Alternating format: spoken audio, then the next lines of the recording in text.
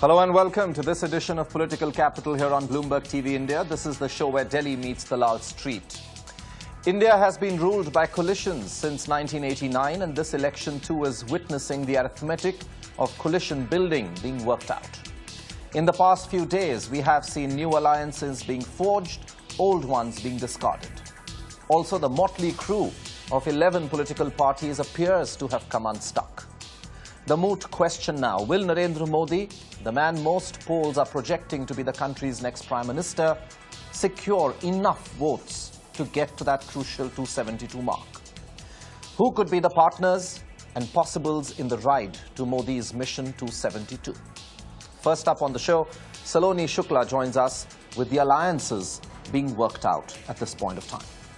Well, Vivek, in the last couple of weeks, we have seen a lot of marriages made and broken in the Indian political family. So let's begin with the state that is the shortcut to the Prime Minister's seat, that is Uttar Pradesh with 80 seats. Narendra Modi has his eyes set on the Prime Ministerial post, but hasn't made much of a breakthrough as far as alliances are concerned in Uttar Pradesh, except for a few small regional parties.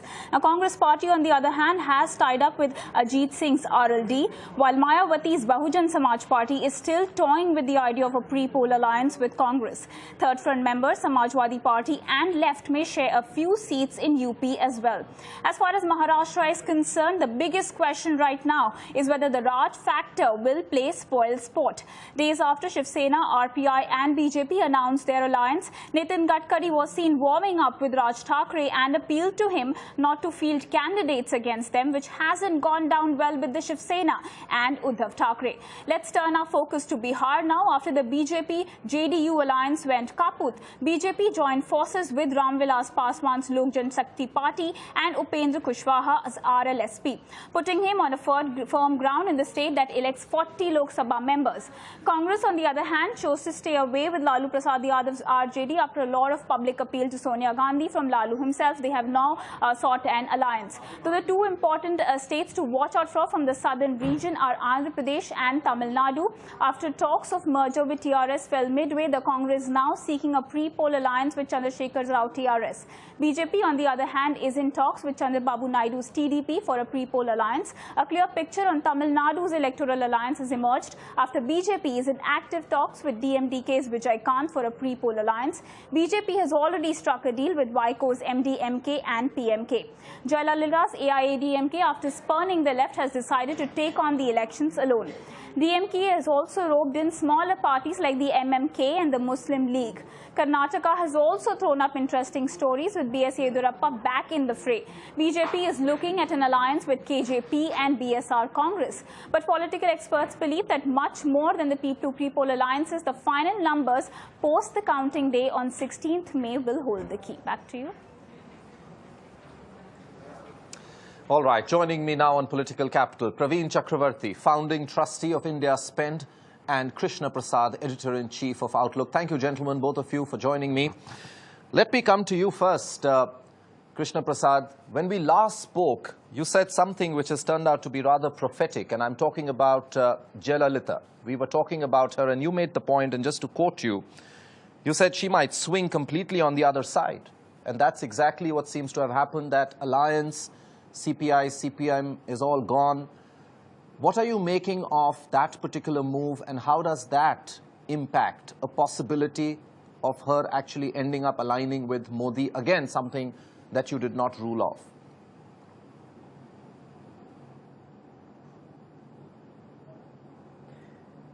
You know, I think none of us can claim to be foreseeing anything that's going to happen. I think we've got to be a little more modest in this business. But what we can certainly see from this distance is that most of the political parties are really going into this election blindfolded. You know, they don't really know what next step they're going to take. I think that's the one clear signal that seems to come out of every alliance that is being formed and every alliance that is being unformed. I think the fact is that everybody is going into this very, very blindfolded. I mean, everyone is essentially approaching it one step at a time. You know, it did not seem, you know, very logical that Jayalalitha would on the one hand tie up with the left on the one hand in the state and then go along with Narendra Modi in the center. So it was quite clear that it was not going to stay for a long period of time. But what you are seeing, I think, is a couple of things which are very, very clear. I think parties like the BJP are looking for atmospherics, which means that they're tying up with parties like Ramvilas Paswan's, although that party is really nothing of a party, frankly, in Bihar. It's basically about 2 seats out of 7 that they've been given that the Paswan party stands a chance. So it's really about atmospherics on the one hand. On the other hand, it's also about the BJP kind of trying to run its writ at this point of time. The BJP, from the signals we are getting from Nagpur and from Delhi, is that the BJP is very clear on wanting pre-poll allies rather than post-poll allies, which is why you're seeing this flurry of alliances that the BJP is forming with Paswan's party, with Vijay Kant's party, and so on and so forth, or even Vaiko's party. What you're also seeing is the foreclosing of some kind of future options, if you might use a stock market word, which is that clearly if NDA is going to be formed with Vaiko and Vijay Kant, will Jayalalitha want to be a part of it? I'm not very sure. What you're seeing in state after state, whether it's Tamil Nadu, Andhra Pradesh, West Bengal, UP or Bihar, what you're seeing is that there are mutually cancelling alliance possibilities, which means if SP ties up with somebody, BSP won't be part of the same alliance. If TMC ties up with somebody, left is not going to be part of the same alliance. If TRS ties up with somebody, it's very unlikely YSR or TDP will be part of the same alliance, and so on and so forth. So you're seeing 2-3 things. One is atmospherics, which is the perception being built of a headwind for Modi. What you're also seeing is this kind of mutually cancelling options, and most importantly, what you're seeing is that the Congress, which should not be ruled out from this game, the Congress seems to be getting more and more toxic for most allies, which means what? Which means that the DMK has second thoughts on allying with the Congress, which means that TRS party has second thoughts of being part of the alliance, which means that a whole lot of people are kind of reasonably sure of not being part of the Congress, which seems to be some kind of damaged goods at this junction. So net, I think it's too early to say. Of course, we are in the last phase of the elections, but it's too early to say. But it's very clear that parties are essentially aiming for some kind of perception, and more importantly, trying to stitch up some kind of possibilities so that the alliance partners do not go the other way. But that said, nothing is for sure at this point of time. I think the bets are still on the table. Praveen, you wrote a very fascinating piece which was headlined "The Mathematics of the Modi Wave." You backed it with data, and you did talk about the fact in that piece about the importance of alliances for him, failing which he's not going to hit that 272 mark. Take us through a bit of your findings and observations. Sure. I think to start with, and taking off from what your other panelist talked about, and I actually make a mention of that in this piece. Contrary to what most people believe, I don't think Indian elections are some grand spectacle of drama and emotion devoid of complete logic and math. I think there is an important point that the other panelists actually did not talk about, which is how many of these states face either simultaneous elections in their states or have an election to face in the next 12 to 18 months. That's an important factor to consider. Now, on the math itself, and again, all I am saying is there is data that is telling us something. We could ridicule some of that data, saying past data does not mean anything, but it provides a starting point for understanding a lot of these things. What does data say? The first thing, if you look at it, 6 states account for more seats in the Lok Sabha than the rest of the country put together. 18 states account for 95% of all seats in the Lok Sabha. Out of these 18 states, 8 states are direct bipolar contests, which is the Congress versus the BJP. The remaining are all multi-cornered contests. Out of these 8 may seem like a large number, but they only account for less than 25-26% of all seats. So while television rhetoric and media rhetoric may want it to seem like a presidential form or a two-party fight, it's actually not. It was very evident from day one that Indian elections are about alliances.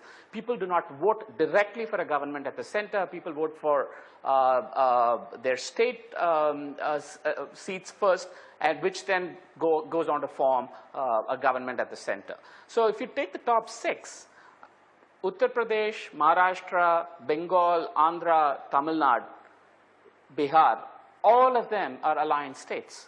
And these account for more Lok Sabha seats than the rest of the country, like I said. So I don't know why it is so much of a surprise that there is this sudden need for alliances. And again, the point that I make in my article is when the BJP decided to anoint Mr. Modi as its prime ministerial candidate, clearly there was a trade-off that they had to evaluate, which is the potential risk of falling alliance partners because of the divisive nature of Mr. Modi's personality, versus his popularity being able to overcome and compensate for that loss of alliances. What is this trade-off? And I argue in that piece, for this trade-off to pay off, the BJP has to repeat its best performance in every one of these 18 states, whichever year they may have won it. For example, in Uttar Pradesh, they had the best year, for the Kalyan Singh government. Or in Bihar, it may have been 1999 when they were in partnership with Nitish Kumar. So they have to repeat each of their best performances in each of these 18 states and get 5% more seats, not vote share, 5% more seats for this Modi wave to actually pay off. If you recall, they had actually launched an initiative called Mission 272, which was very clear, which said, listen, we want to go and try for a majority of our own. So can they? Now, and that's why I start my piece saying, we do hear comments from the BJP about how this election is going to be about chemistry and not mathematics, which means it's about alliances, which means it's about regional party pre-poll alliances. So that was really the broad theme of the piece. Let me come back to you on that, Krishna Prasad. While there are polls, and of course we can always keep discussing whether we should go by those polls, especially with certain developments recently, but the point is, what is your own sense? Does he have it in him to get that 5%, which is better than the best ever across all these states that Praveen is talking about?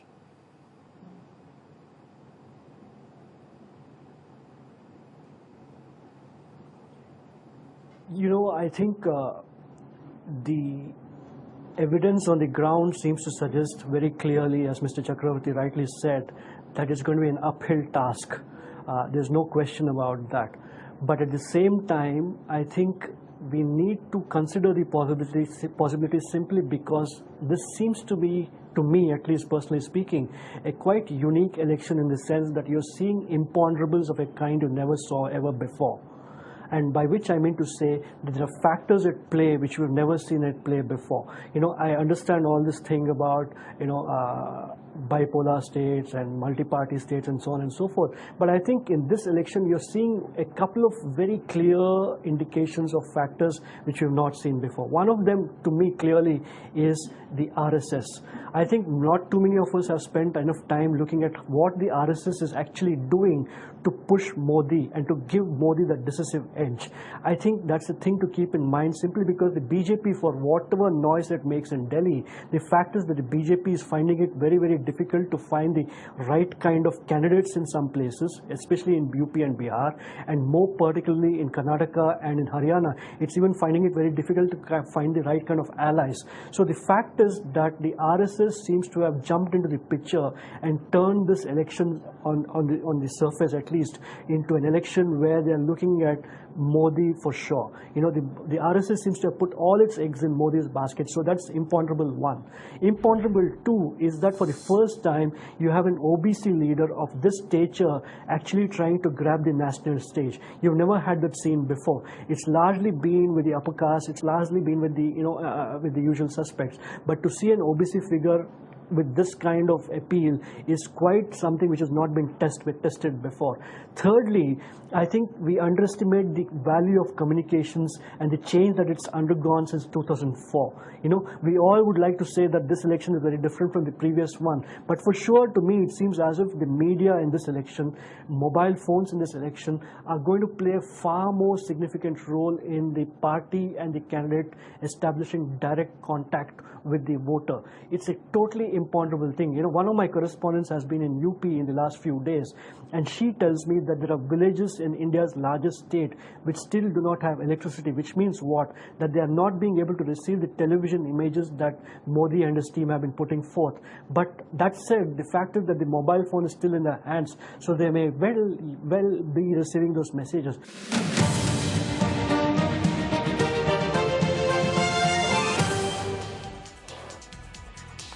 Welcome back. You're watching Political Capital. We're in conversation with Praveen Chakravarty of IndiaSpend and Krishna Prasad, the editor-in-chief of Outlook. Praveen, let me take you a little more deeper into the data that you looked at.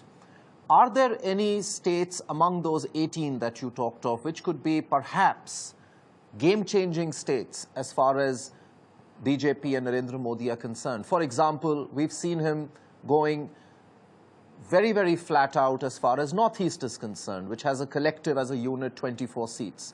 Karnataka, for example, the jury is still out, while in the rest of the South, nobody is really giving him much of a chance. Are there some easy pickings out there or low-hanging fruits out there, according to your data, which could actually spin things around in his favor?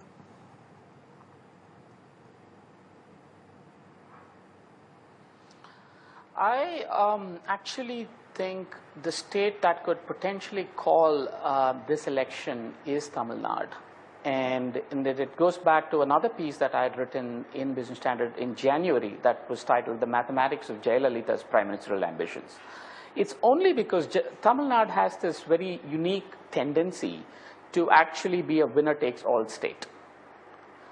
And in that sense, with 39, and if you include Puducherry, which is 40, which is one seat, so it then becomes a winner-takes-all kind of a state. And if a winner even gets 30, it's very likely that the winner in Tamil Nadu could be the third largest single party after the two major national parties. So a Tamil Nadu alliance actually, as per the data that I have, and I'm, as looking at the data, could have actually taken BJP past the winning post if they repeated their best performance in all the other states. Having said that, so now since it's evident that that is not available, and also I think the Tamil Nadu Chief Minister's moves are all entirely logical if we just look at past data and trends, then I think the state that does become a little bit more important is Karnataka. Karnataka, the jury is still out. It is a bipolar state in some sense, and there is a potential Modi impact that could actually swing vote share and hence seat share. Okay, let me come to Krishna Prasad, who's with me. Krishna, Praveen was talking about Tamil Nadu being a very crucial state. I want to ask you even about Maharashtra, because in the recent past, we've seen some cracks out there between BJP and Shiv Sena. There were some other panelists the other day who were saying that while there is an anti-incumbency there in Maharashtra, but the BJP Sena combined may not be able to get as much as it would have been able to potentially get. How are you reading the Maharashtra scenario at this point of time?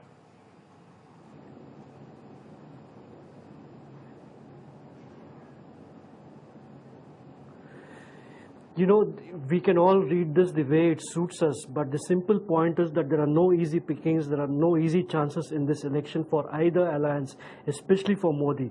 You know, the reason you're seeing Ms. Mayawati, Mulayam Singh Yadav, Mamta Banerjee, Jayalalitha, etc. put so much into this election is because of the reasons Mr. Chakravarty is giving out to you, which is that the BJP's own chances of making it on its own are quite quite really slim, if not slim, quite a difficult task. So what you're seeing is therefore a bit of posturing on all sides. It could be from the main alliance partner or it could be from the allies. So therefore what you're seeing in Maharashtra is one evidence of that. One sense that we are hearing from the ground in Maharashtra is that this is the signal that the BJP wants to send to its potential allies, that it will play this game by its rule. You see, it's one thing to say that Modi and Mission 272 and so on and so forth, but presuming that he comes to power, he needs to be able to perform. And if he were to come to power with a set of allies who are going to keep hobbling him, then it's going to be a bit of a big problem in terms of perception vis-a-vis Modi. So the reason you're seeing all these theatrics happen in states like Maharashtra is because the BJP wants to spell out the rules before the game starts. That's why you're also seeing Mr. Modi make some very strange noises where he goes to Patna and goes to Calcutta and says that the third front or Sabka Vinash Hoga, which means he talks of, he basically, when he talks of Sabka Vinash in UP, he's essentially talking of the Samajwadi Party, the BSP and the Congress being wiped out. What does that mean? Is he really foreclosing his options with at least two of those three parties? So the fact is that everybody is in a posturing game at this point of time. And again, when you're looking at Tamil Nadu, it's very clear, as Mr. Chakravarty said, that it's going to be a key state. But that's very easy to say at this point because the opinion polls, for all that they are, still seem to give the DMK a bit of a chance. We don't know many things at this point of time. The allies are not very sure. But what you're seeing is very clear posturing, a whole lot of muscle flexing on both the part of the allies and the potential partners.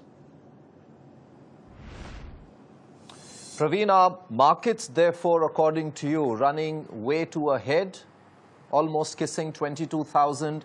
And also, I want you to wear your economist hat and answer this question. In many ways, if you've seen, he's trying to reorient himself, isn't it, Narendra Modi? For one, he's not talking Hindutva, he's talking economy.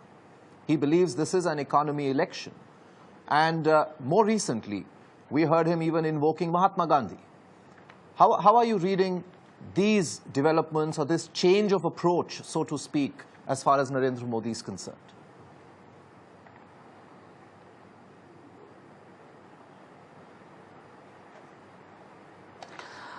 Vivek, staying true to my data journalist avatar, I do not have an opinion on any of the comments or the rhetoric or the media headlines. What I can say is what the data tells me, and I did get many calls from investors, probably because of my past life, after they read both my pieces. For the first one, I thought they found it a lot more alarming, which was the Jayalalitha's prime ministerial ambitions as being entirely logical. And this one about how, under the Modi wave really has to actually beat 25 years of history. It does seem like, to me, that there is a lot of bet on Mr. Modi forming the government at the center. And that seemed to stem from the argument that I made in the piece, which said if they repeat the best performance, then they could get 230. And the entire logic then seems to be that once you're past that, then you can attract other allies. Again, that is, in my view, conjecture. So as I told some of the investors that called me, I said, if I just purely look at data and how states have voted historically, then looks like we're looking at a third front government. I accept all the other admonishments that I usually get as a data journalist. This time it's different. Past does not predict the future. Data does not reflect sentiment, and all of those things. Having said all of that, all I can say is this is what data says, and I also believe a large country of 700, 800 million voters do not dramatically change their voting preferences when they're given a chance once in 5 years. Yes, they change gradually. It's very similar to that debate about first-time voters. We didn't suddenly become young as a country mathematically.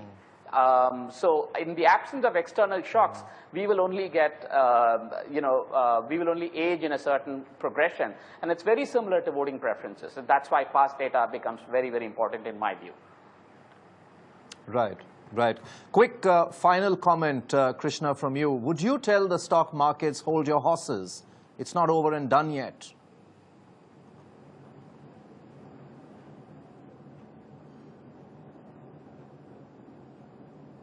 Oh, without a shadow of doubt. I have no doubts about that. I mean, I've always found the stock markets quite illogical in the way they have responded to most opinion polls on the elections.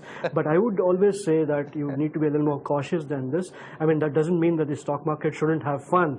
But I think you're a little better off, you know, really looking for tomorrow rather than just this evening. All right. Thank you, gentlemen. Run out of time. We'll look forward to talking to you both again. Thank you very much for joining me.